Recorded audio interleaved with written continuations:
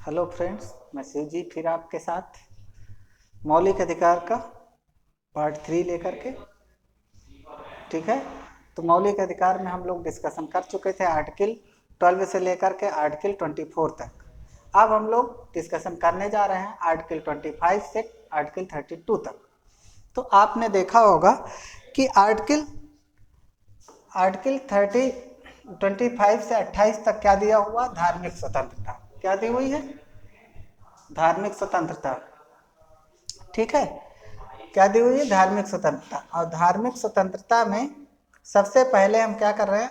अनुच्छेद 25 अंतःकरण। अनुच्छेद 25 में क्या है? सबसे पहले किसी धर्म को मानने या अंतःकरण करने की स्वतंत्रता है। किसी धर्म को मानने या, ये दरवाजा बंद कर दो, हाँ एकदम से, किसी धर्म को मानने या अंतःकरण करने की स्वतंत्रता है। ठीक है, इसमें क्या है? धार्मिक कार्यों को, रीति रिवाजों को, जो धार्मिक रीति रिवाज हैं उनके मानने के संबंध में स्वतंत्रता है, और धर्म के प्रचार के संबंधित स्वतंत्रता है। लेकिन आजकल क्या है कि धार्मिक कार्य तो होते हैं और धर्म के प्रचार के बजाय धर्म का विरोध होते हैं। जितने भी, चाहे हिंदू धर्म के प्रचारक हों और चाहे मुस्लिम धर्म के हों या अन्य धर्म के हों, तो वो क्या करते हैं? एक से दूसरे धर्म में कमी निकालते हैं। कोई धर्म खराब नहीं होता, उसकी व्याख्या करने वाले और उसको व्याख्या करने वाले लोग और उसका दुष्प्रचार करने वाले लोग खराब होते हैं। धर्म सभी सही होते हैं। ठीक, तो हिंदू धर्म वाले मुस्लिम धर्म में, मुस्लिम धर्म वाले हिंदू धर्म में तरह तरह की कमियां निकालते रहते हैं और ऐसा दुष्प्रचार लोगों के दिमाग में कर देते हैं जिनसे उनसे कई तरह की समस्याओं से आगे चल के भविष्य में जीवन में जूझना पड़ता है। ठीक, और जैसे आपने देखा होगा कि हमारा संविधान ये छूट देता है कि कोई भी व्यक्ति किसी भी धर्म को अपना सकता है, उसका अंतःकरण कर सकता है। इसका ये मतलब नहीं है कि जब कोई मुस्लिम हिंदू धर्म अपना ले तभी वो हिंदू धर्म के रूल नियमों को पालन कर सकता है, या कोई हिंदू मुस्लिम धर्म अपना ले तभी वो मुस्लिम धर्म के रिवाजों का पालन कर सकता है। ऐसा नहीं, धर्म को अंतःकरण से ग्रहण करके उसको पालन करना जरूरी नहीं कि उसके लिए धर्म परिवर्तन हो, इसे धर्म का अंतःकरण कहते हैं। ठीक है, और जैसे आपने देखा होगा सिख धर्म में कृपण रखना, हम लोग कृपण लेकर के कहीं चले जाएं तो हमारे नाम केस लग जाएगा, लेकिन संविधान उनको क्या करता है? छूट देता है कि आप कृपाण लग के चाहे एरोप्लेन में जाइए, चाहे जिस जगह में जाइए, चाहे सार्वजनिक स्थान हो, सब जगह पे कृपाण लेकर के जा सकते हैं। और क्या करते हैं? उनके 5 चीजें होती हैं। ठीक है, जैसे आप जानते हैं कृपाण है, कड़ा है, तमाम सारी उनके जो 5 अस्त्र हैं वो हमेशा उनके साथ रहते हैं। ठीक है, जो गुरु गोविंद सिंह ने उनको सिखाया था। ठीक, तो अब इस धार्मिक प्रचार के बजाय अब धर्म का क्या होने लगा है?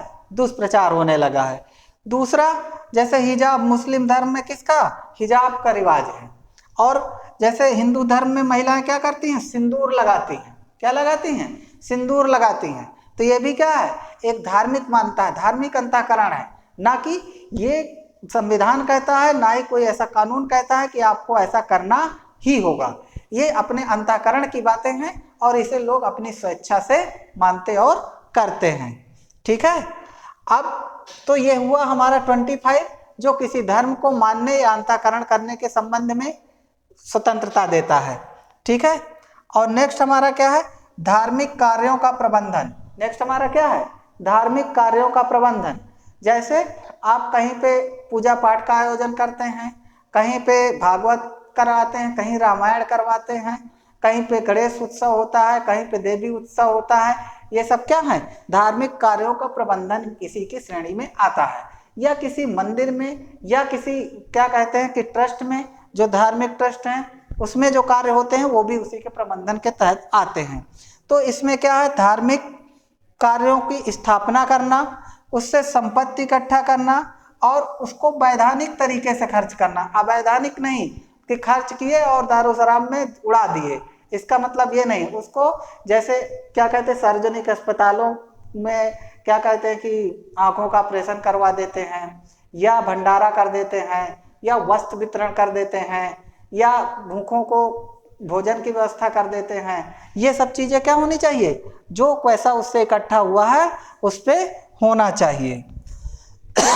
नेक्स्ट क्या है? सामूहिक स्वतंत्रता। आप समूह बना करके, जैसे आप जानते हैं गणेश उत्सव या क्या कहते हैं नवरात्रि में देवी पूजा आदि में सब लोग समूह बनाकर ही ये सारे काम करते हैं। इस बात की कौन स्वतंत्रता देता है? इस बात की स्वतंत्रता संविधान देता है, इसलिए पुलिस वाले किसी भी प्रकार से आपको रोकते नहीं हैं।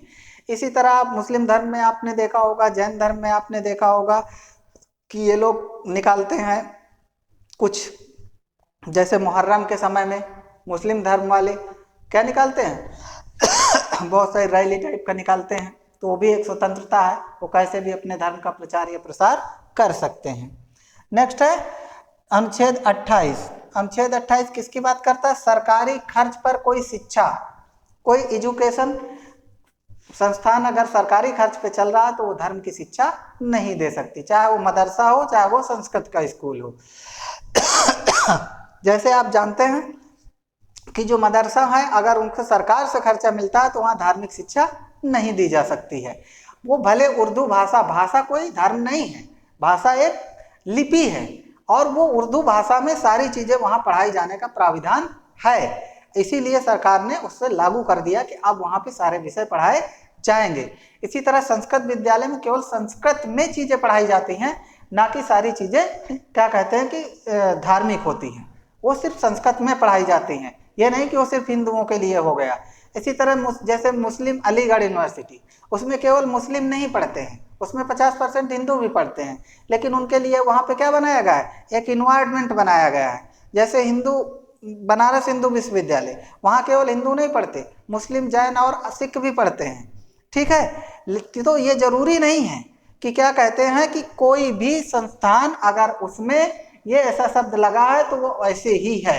इसके लिए क्या है कि वो धार्मिक शिक्षा दे ही नहीं सकते हैं अगर उन्हें सरकार से सहायता मिल रही है, ठीक है। और धार्मिक कार्य के लिए वो बाध्य भी नहीं होते कि किसी धार्मिक कार्य के लिए वो बाध्य हों। हाँ, ये जरूर है, एक ट्रेडिशन है कि क्या कहते हैं इस तरह से काम किया जाए, इस तरह से काम किया जाए, वो किया जा सकता है, लेकिन ये जरूरी नहीं है कि वहाँ पे धर्म की शिक्षा दी जाए या धर्म का प्रचार प्रसार करवाया जाए, ऐसा वहाँ पे नहीं है। संस्कृत में शिक्षा देना हिंदू धर्म का प्रचार नहीं है, या उर्दू में शिक्षा देना उर्दू धर्म का प्रचार नहीं है। इंग्लिश में शिक्षा देना आप जानते हैं कि ईसाई धर्म का प्रचार नहीं है। जो इंग्लिश मीडियम स्कूल है सिर्फ इंग्लिश में वहाँ सारे सब्जेक्ट पढ़ाए जाते हैं, ना कि केवल इंग्लिश पढ़ाई जाती है।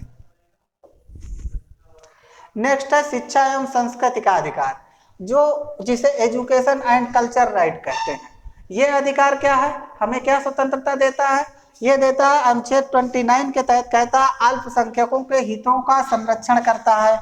यह आर्टिकल क्या करता है? अल्पसंख्यकों के हितों का संरक्षण करता है। कैसे?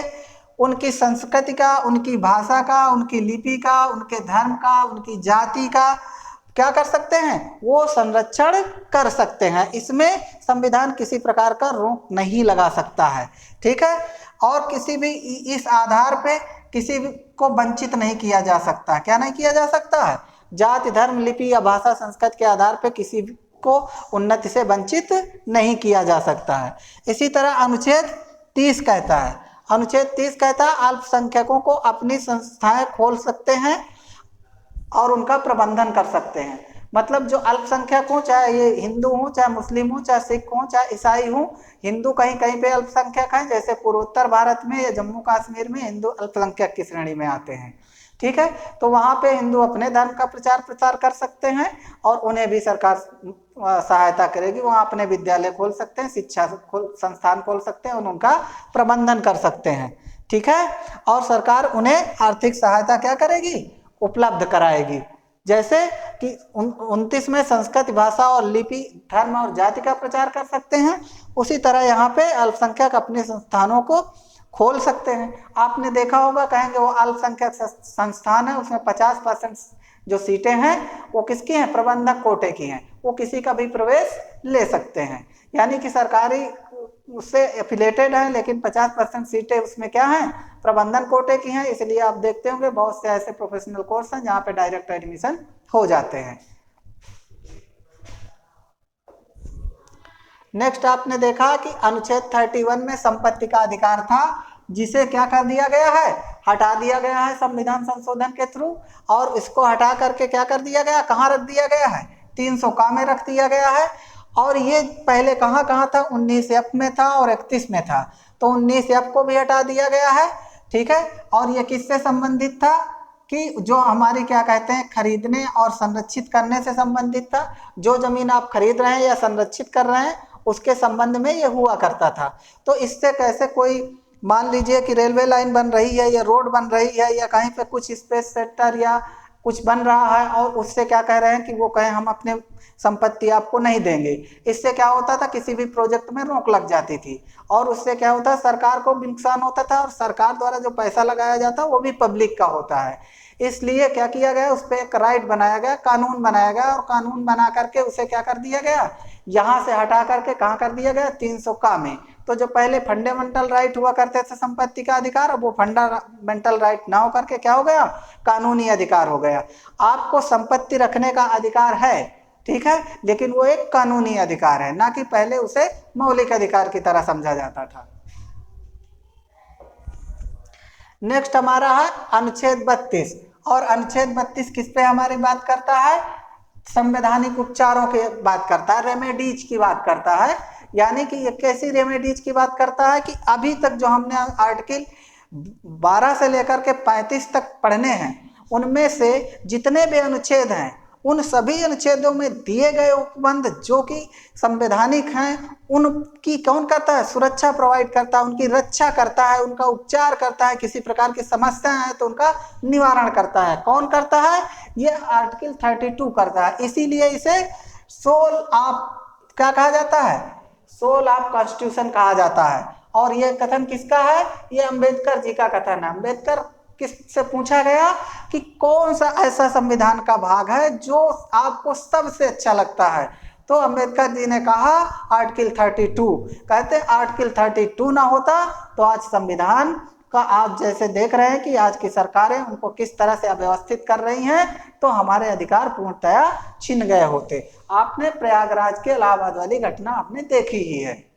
दूसरा है इस ये क्या करता है, संरक्षण देता है। किससे संरक्षण देता है, किससे संरक्षण देता है या किसका संरक्षण करता है, ये आर्टिकल 32 बाकी आर्टिकल को संरक्षण देता है। जैसे SC ST OBC रिजर्वेशन है, समानता है, छुआछूत का अंत है, ठीक है, गिरफ्तारी के संबंध में है, प्राण दैहिक स्वतंत्रता के संबंध में है, ठीक है, बलात्कार श्रम के संबंध में है, बाल श्रम से संबंध में है, ठीक, उपाधियों के अंत से संबंध में है। तो जितनी भी चीजों के संबंध में है उपबंध कौन करता है, यही संरक्षक का काम करता है। और संरक्षण के रूप में कौन होता है, हाई कोर्ट और सुप्रीम कोर्ट होते हैं। यानी कि हाई कोर्ट सुप्रीम कोर्ट इस बात की गारंटी देते हैं कि अगर आपके मौलिक अधिकारों पे कोई छेड़छाड़ होती है या कोई आपके मौलिक अधिकारों का हनन करता है तो आप मेरे पास आइए, मैं उसका सलूशन आपको दूंगा। जैसे आप देखते हैं कि किसी को अगर कोई समस्या हो गई तो हॉस्पिटल जाके ऑपरेशन करवा के उस समस्या को से निदान पा लेता है। इसी तरह अगर आपके अधिकारों में कोई समस्या हो गई तो आप हाई कोर्ट या सुप्रीम कोर्ट जा करके उनका निदान पा सकते हैं। निदान कैसे होता है, न्यायिक कार्रवाई के द्वारा होता है। निदान या उपचार कैसे होता है, यहाँ न्यायिक कार्रवाई के द्वारा होता है। न्यायिक कार्रवाई के टर्म में सुप्रीम कोर्ट क्या करता है, एक रिट जारी करता है। क्या जारी करता है, रिटें जारी करता है। और जो रिटें जारी करता है वो कितनी प्रकार की होती हैं, 5 प्रकार की होती हैं। कितनी प्रकार की रिटें जारी करता है, 5 प्रकार की रिटें जारी करता है। जो पहली रिट है हाइबेस कार्पस यानी बंदी प्रत्यक्षीकरण। ये रिट कहती है कि आपने अगर किसी को गिरफ्तार किया है, वो जिंदा हो या मुर्दा हो, यानी सशरीर उसे कोर्ट में हाजिर किया जाए। अन्यथा क्या करें, पुलिस वाले आपको गिरफ्तार कर लिए, थाने में बंद किए, ले सुबह शाम ले लाठी मार तोड़ देते हैं, ठीक, पैसा मांगते हैं, ठीक है, कि पैसा दे दो तो छोड़ देंगे, नहीं तो नहीं छोड़ेंगे। अब क्या है कि ये क्या करता है, ये रिट क्या कहती है कि गिरफ्तारी के 24 घंटे के अंदर सशरीर आपको कहाँ, कोर्ट में प्रस्तुत करना होगा। कहाँ करना होगा, सशरीर कोर्ट में प्रस्तुत करना होगा। ये व्यक्तिगत स्वतंत्रता का मामला है। कैसी स्वतंत्रता का मामला है, ये व्यक्तिगत स्वतंत्रता का मामला है।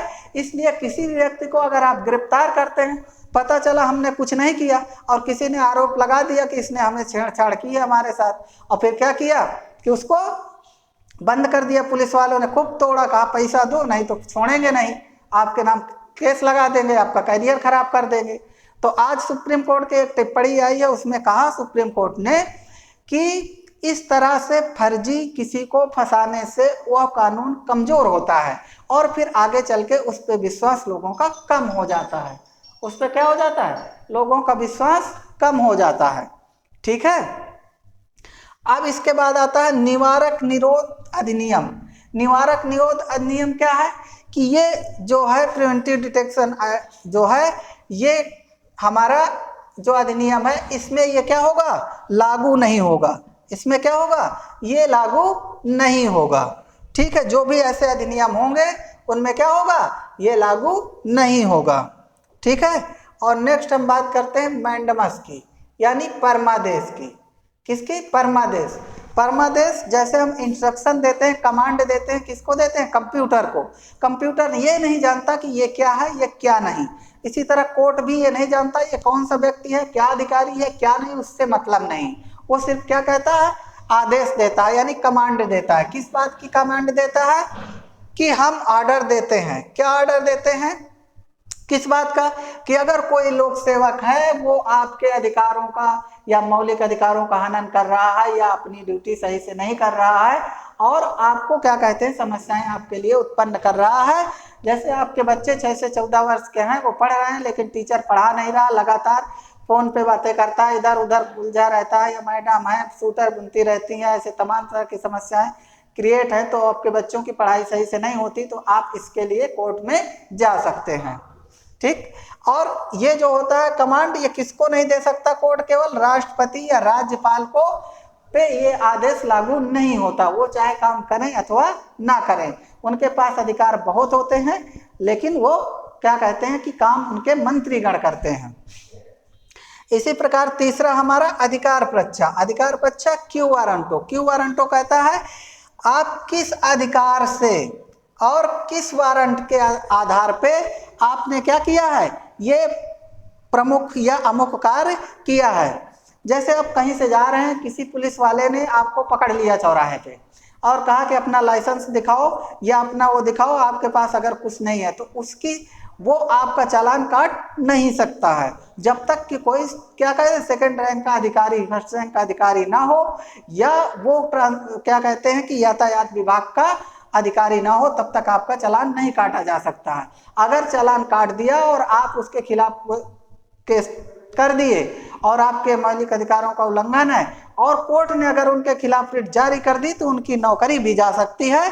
तो कोर्ट इस बात को पूछता है कि आपने ये काम किस अधिकार से किया, उसका कारण बताओ, उस पर वारंट जारी करता है। ठीक है। और जो वारंट जारी करता है उसे क्या कहते हैं? संवैधानिक जांच करते हैं। ठीक है। संवैधानिक जांच किस तरह से की जाती है? जैसे कोई व्यक्ति अवैध रूप से अपने पद पे, किस पे? कोई व्यक्ति अवैध रूप से अपने पद पे काम कर रहा है और उसकी योग्यता नहीं है, तो उसको किसी ने शिकायत कर दी कि ये व्यक्ति पढ़े लिखे नहीं था या इसने परीक्षा नहीं दी या इसकी नियुक्ति हो गई, और किसी ने अगर शिकायत कर दी तो कोर्ट क्या करेगा? तुरंत उसके खिलाफ एक्शन लेगा, और जो खिलाफ उसके एक्शन लेगा तो उससे पूछेगा नियोक्ता से कि आपने इसकी नियुक्ति कैसे की, हमें उसकी कॉपी दिखाओ, हमको उसका साक्षात्कार के में बताओ, उसकी योग्यता के बारे में बताओ, उसके प्रमाण पत्र बताओ, कैसे नियुक्त किए ये बताओ। तीसरा है प्रोविजन। प्रोविजन मतलब निषेध। निषेध किस बात का? कोई कार्य या कोई निर्णय कोई कर दिया है तो उस पर किसके लिए होता है? रोक लगाने के लिए। किसके लिए? टू स्टॉप या टू स्टे ऑर्डर, जो भी ऑर्डर दे दिया गया उस पर किसके लिए? रोक लगाने के लिए होती है ये रिट। और ये रिट जो जारी होती है किसके लिए? रोक लगाने के लिए होती है। ठीक है। नेक्स्ट है हमारा उत्प्रेषण। ठीक है। Writ of certainty. इसमें क्या है? जब कोर्ट का फैसला आ चुका हो, सुना दिया गया हो, लेकिन वो फैसला सही ना हो, तो उसके खिलाफ आप दूसरे कोर्ट में जाते हैं। जब आप उसके खिलाफ दूसरे कोर्ट में जाते हैं तो वो कोर्ट रिट जारी करता है और कहता है हम इस फैसले को कैंसिल करते हैं और हम इसका पुनः निरीक्षण करेंगे। तो उसे कहता है हमें पूर्णतया सूचित करो कि आपने कैसे फैसला सुनाया और ये क्या मामला था। और ये क्या करता है? जो हायर कोर्ट होता है वो किससे कहता है? लोअर कोर्ट से। यानी कि ये किसके लिए? एक कोर्ट दूसरे कोर्ट को जारी करता है। एक कोर्ट क्या करता है, दूसरे कोर्ट पे जारी करता है। तो कुछ रिटें व्यक्तिगत होती हैं और कुछ रिटें एक कोर्ट द्वारा दूसरे कोर्ट को जारी की जाती हैं। तो जो रिट जारी करता है सुप्रीम कोर्ट, वो किस आर्टिकल के तहत जारी करता है, वो जो रिटें जारी करता है वो किस आर्टिकल के तहत जारी करता है। अब ये जो फैसले के बारे में रोका है वो क्षेत्राधिकार में ना आता हो। जैसे एक केस मैंने पढ़ा था कि एक जज थे हाई कोर्ट के और वहां पे 1 करोड़ से अधिक जुर्माना लगाने के उनके पास पावर नहीं होती। अगर 1 करोड़ से अधिक का जुर्माना लगाना है तो वो केस क्या कर दिया जाता है, सुप्रीम कोर्ट को ट्रांसफर कर दिया जाता है। लेकिन उन्होंने 1 करोड़ से ज्यादा का जुर्माना लगा दिया तो वो व्यक्ति चला गया सुप्रीम कोर्ट और सुप्रीम कोर्ट ने उस जज को रोक दिया, उस जज के निर्णय को पलट दिया कि आपने ये काम किस अधिकार से किया है, जबकि आपको ये राइट ही नहीं है कि आप इसके ऊपर 1 करोड़ से जुर्माना, आपके पास ये अधिकार ही नहीं कि आप इसके ऊपर जुर्माना लगा सकते हैं, तो फिर आपने कैसे किया। इससे उस जज की नौकरी भी जा सकती है और आपको भी जो पीड़ित किया गया है उससे आपको क्या मिल सकती है, राहत मिल सकती है। ठीक है। और ये बड़ा कोर्ट छोटे कोर्ट के लिए होता है और अप्राकृतिक न्याय के लिए होता है और अनुचित न्याय के लिए होता है। और क्षेत्राधिकार के बाहर जब ये काम होते हैं तब एक कोर्ट दूसरे कोर्ट के ऊपर नोटिस जारी करता है, यानी रिट जारी करता है। रिट जारी करने में सुप्रीम कोर्ट हाई कोर्ट को, हाई कोर्ट डिस्ट्रिक्ट कोर्ट को, डिस्ट्रिक्ट कोर्ट लोअर कोर्ट को जारी कर सकता है और वो लोअर कोर्ट से अपने पास मंगा सकता है, डिस्ट्रिक्ट कोर्ट से हाई कोर्ट मंगा सकता है, हाई कोर्ट से सुप्रीम कोर्ट मंगा सकता है। ये एक प्रोसेस है। अब आपने सुना होगा कि जो मौलिक अधिकार हैं सब जगह यहीं से लेकर के 12 से लेकर 32 तक ही पढ़ाए जाते हैं, फिर 35 कैसे। जो आगे के 3 हैं 33, 34 और 35, ये हमारे स्पेशल केस के लिए हैं, जैसे मिलिट्री रूल के लिए हैं, एयरफोर्स रूल के लिए हैं, ये अलग रूल के लिए हैं, तो सिक्योरिटी पर्पज के लिए होते हैं, तो ये उनके लिए हैं, तो ये आपसे पूछे नहीं जाते हैं। ठीक। बस एक चीज़ बताने की है कि जो सुप्रीम कोर्ट रिट जारी करता है वो आर्टिकल 32 के तहत जारी करता है, लेकिन जो हाई कोर्ट रिट जारी करता है वो 226 के तहत जारी करता है। लेकिन जो सुप्रीम कोर्ट है वो सिर्फ किस बारे में रिट जारी कर सकता है, कहता है केवल फंडामेंटल राइट के संबंध में रिट जारी कर सकता है। किसके बारे में, फंडामेंटल राइट के संबंध में रिट जारी करता है। लेकिन जो हाई कोर्ट है ये रिट जारी करने के मामले में उससे ज्यादा क्या कहते हैं, शक्तिशाली। कैसे, क्योंकि ये दोनों पे रिट जारी कर सकता है। एक तो फंडामेंटल राइट पे जारी कर सकता है और दूसरा किस पे जारी कर सकता है, फंडामेंटल राइट पे तो जारी ही करेगा, और दूसरा किस पे, कानूनी राइट पे भी जारी कर सकता है। किस पे, कानूनी राइट पे भी जारी कर सकता है रिट। ठीक। तो ये इसका अधिकार इसके किससे, सुप्रीम कोर्ट से ज्यादा है। तो अब यूपीएससी में अक्सर ये क्वेश्चन पूछा जाता है कि किस मामले में हाई कोर्ट का अधिकार सुप्रीम कोर्ट से अधिक है, तो आप किस मामले में बताएंगे, रिट जारी करने के मामले में हाई कोर्ट का अधिकार सुप्रीम कोर्ट से अधिक है। तो ये था मौलिक अधिकार और इससे संबंधित कुछ उदाहरण और उससे रिलेटेड चीजें, और जो भी अब बचा होगा आपके कमेंट के आधार पे, अगर आप आगे पढ़ना चाहेंगे तो हम आगे अन्य चीजों पे भी डिस्कशन करेंगे, नहीं तो हमारा मौलिक अधिकार आज से समाप्त होता है। और विस्तृत जानकारी लेना है तो आप कमेंट करिए और हमारे साथ जुड़िए, लाइक करिए, शेयर करिए, चैनल को हमारे सब्सक्राइब करिए, और आपको इसी तरह पूर्ण सब्जेक्ट की जानकारी विद कॉन्सेप्ट प्रोवाइड की जाएगी। जय हिंद, धन्यवाद।